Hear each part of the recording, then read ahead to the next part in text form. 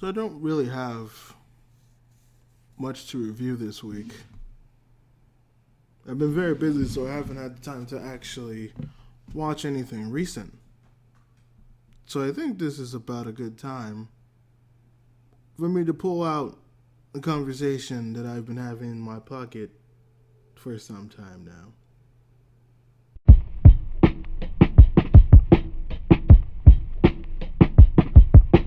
2017 live action movie of Death Note was probably one of the worst live action movies I've ever seen in my entire life.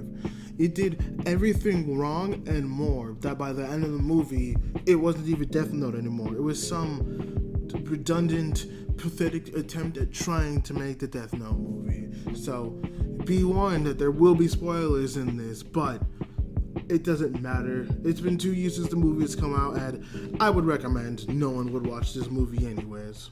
The start of the movie has some promise because it takes a different approach as...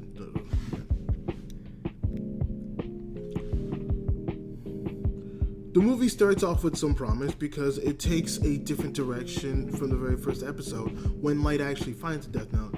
But as we get further and further into the movie, it becomes more and more frustrating to watch.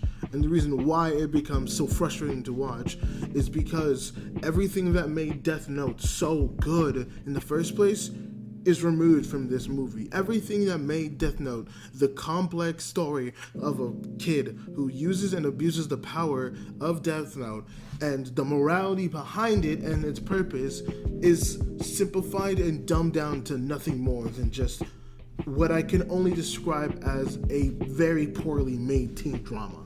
Probably the best example of this movie not doing that well of a job is the ending of the movie, where the ending of the anime has a scene where Light is laughing and giving his speech as Nier and the rest of the Kira task force attack him and shoot him as he falls on the stairs, and Ryu kills him with the Death Note, has now been divulged to nothing more but a really out of place and not fitting Ferris wheel scene. I understand that the purpose of this whole scene was probably to give you the suspense and climax of the movie that it was building up to, but everything in that movie up to that point was so dull and boring and monotonous and just stupid that whole ending didn't do anything. And honestly, even if you did build this movie up to be as same as the anime, the ending, if you added that Ferris wheel scene, would have been just terrible. The whole thing is just terrible.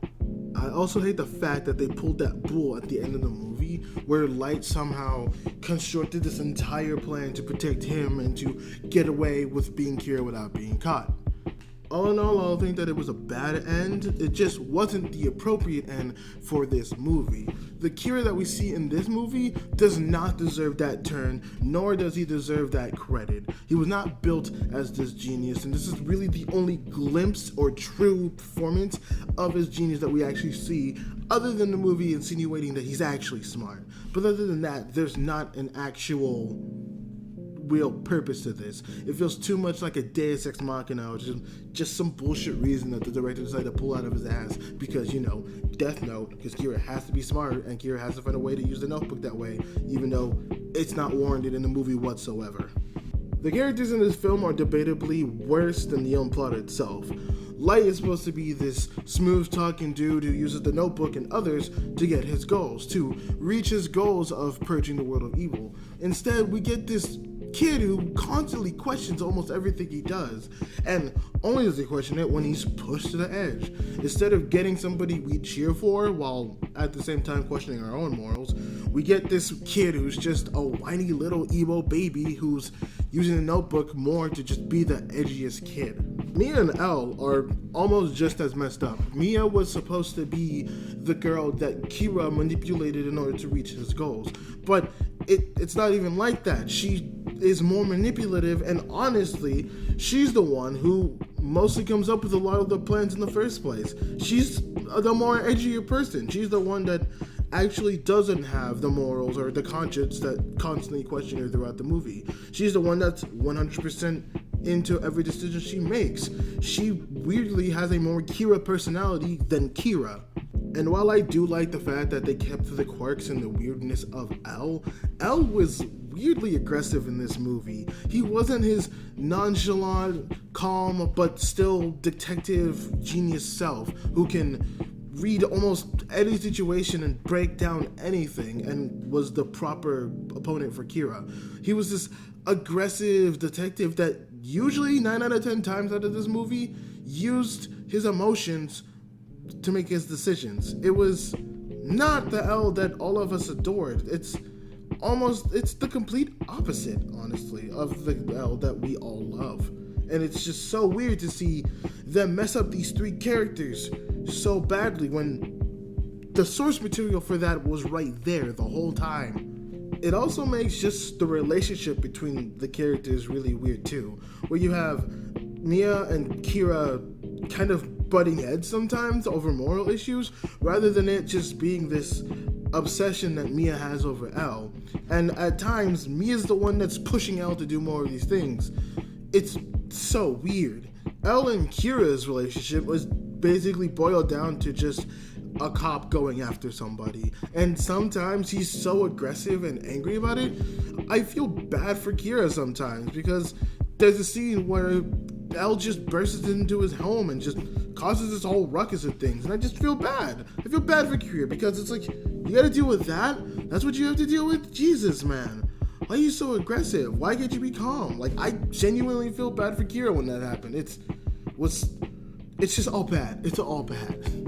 I would say the only saving grace of this movie was William Dafoe's performance as Ryuk. As much as I'm not really comfortable with this Ryuk not being that Ryuk, I still enjoyed this Ryuk. This Ryuk was the more devilish, evilest side of him that constantly pestered and bugged Kira over his decisions, making him question things. It would have made for a good dynamic if Kira was built well, but sadly, we got mostly just Ryuk bullying Kira, which it was enjoyable to watch for the most part, and it was the little beacons of light in this movie that actually made me smile, but it was mostly overshadowed with nothing but bullshit from everywhere else. I think the biggest disappointment that comes from this movie was there were the foundation of ideas that could have worked here. And honestly, if this was the expanded lore of Death Note, like a second telling of another user, or basically just maybe more American version of it, or the American side, I would have been fine with this. And if you just changed it a little bit, this would have been not bad. This would have been actually quite decent.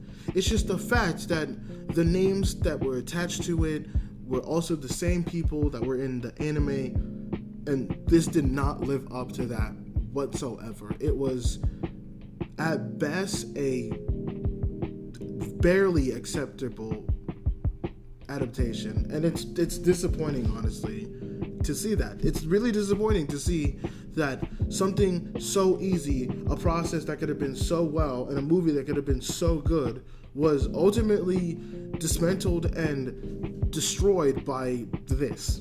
And it honestly doesn't make me any more confident with Netflix live adaptation films of anime. I think that Netflix should personally just stick to the animation and maybe stray away from the live action stuff. Anyways, that's going to do it for this video. Tell me if you like it, like, comment, and subscribe. I hope you enjoyed this video. I'm going to try to put out more. I have more content coming out. It's just that there's a lot of anime that I need to watch. So bear with me, people, okay? Just bear with me, all right? And with that being said, remember to stay hydrated, and I will see you all next time.